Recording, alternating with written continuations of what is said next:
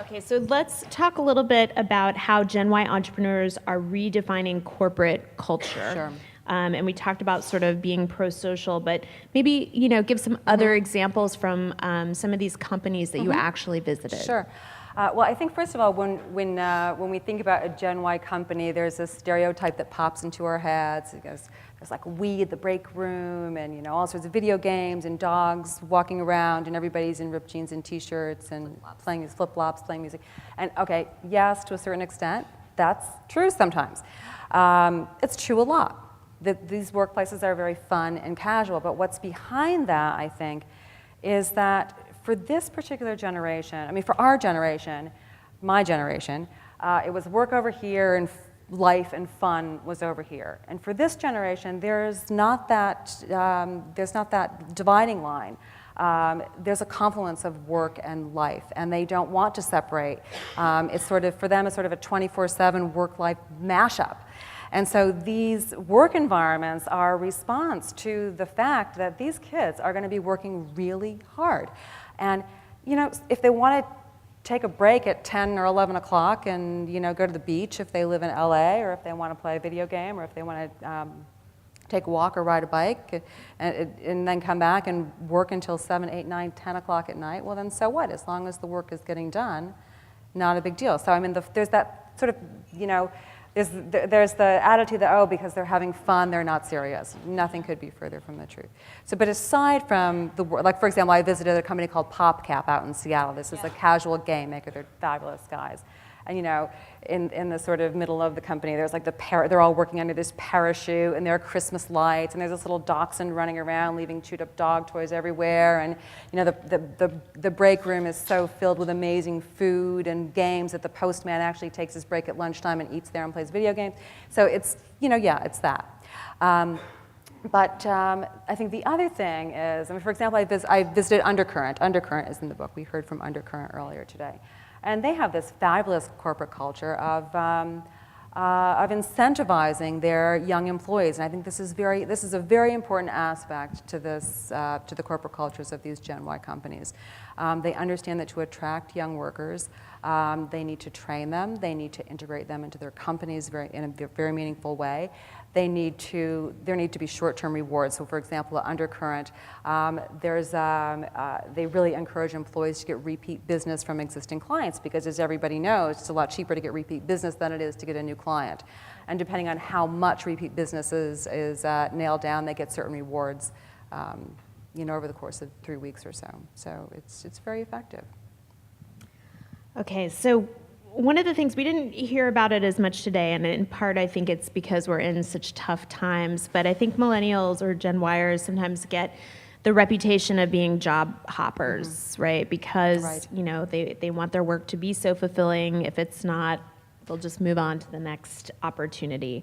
Might not be happening as much anymore. But still, I'm wondering if you could touch at all on sort of entrepreneurship or, what this generation could be bringing to larger companies, or what larger companies could be tapping them for to keep them motivated in that way. Well, I mean, I think that a lot of companies now have this attitude that because it's a lousy economy, people should just be happy to have a job, right? Nothing could be more destructive, really, I think. The economy is going to turn around in a matter of months, I think, and, we hope. Employees will be back in the catbird seat again at some point. So I think most companies don't do a very good job of integrating younger workers into their workplaces. And I think before we talk about entrepreneurship, there's something that, that comes first, and that's what the consultants call onboarding. I mean, how do you hire these kids? How do you integrate them into your company? So what you have to do is you can't just throw them in a project and say, go for it.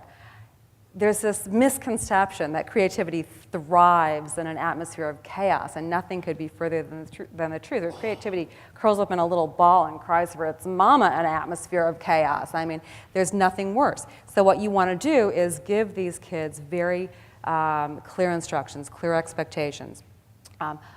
What do they need to do to succeed? What can they change? What can't they change? Who are they going to be reporting to? What's the company history of innovation so that they're not going off trying things that have been tried before? And so I think once they have that framework, then they can have freedom. If they don't have the framework, then you're setting them up to fail. And there's nothing wrong with failing, but you want to fail for the right reason. You want to fail not because you haven't been given all the resources ahead of time. What are your impressions from your research about marketing to GenY, which is pretty much what this conference has been all about? And how are these upstarts doing it differently? How do you see them marketing to their own generation or to their peers differently? And what specific lessons can we learn about what works and what doesn't from them? Well, I mean, I do think what we've been talking about over and over the past couple of days is that that kids want to be, or younger people want to be engaged with the brand. And I think we see this a lot in GenY companies. For example, Sam Altman at Looped told me a story about how when they, everybody knows what Looped is, right? This sort of GPS application that you put on that you have on your iPhone that tells you where your friends are. So when Looped came out with the first iteration of this application, Sam was telling me it was like, half a dozen guys developing this app, and then they put it out into the marketplace. And they got amazing pushback from women who said, hey guys, there's not enough privacy. There's not enough. Stalker tool. Right, exactly. We want more. We want we want better privacy on this. And so they listened to their users, and the fellow that was here from Looped earlier, what was his name? Never mind. Brian, right, was talking about how they had this culture of constantly listening to their users and then tweaking the product accordingly. You have to do that, and. There's this myth that you have to do all this R&D and then put out a perfect product. Well, no, you should put your product out into the marketplace, let the users tell you how to change it, and then respond, and then you create this great feeling of loyalty, like that they help create the product.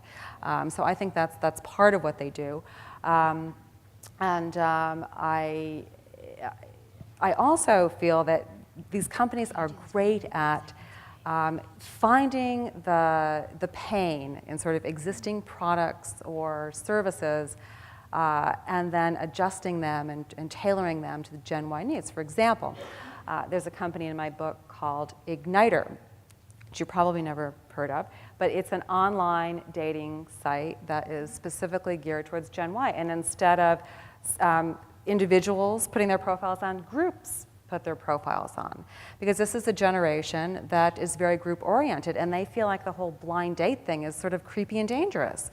And so that, their issue was, how do I meet new people that I might want to date in a really safe environment? And so the response to this was, this site where a group of 3 girls would meet a group of 3 guys, and maybe they'd go play frisbee, or maybe they'd go to a bar, or maybe they'd go volunteer somewhere together for the day, and no pressure. So it's sort of a company like Match.com or eHarmony could have done that, right? If they had cared about sort of looking at this demographic and figuring out how they behave differently and how their needs are different. So I think the GenY companies have a real leg up in terms of it. Mint.com is another great example of that.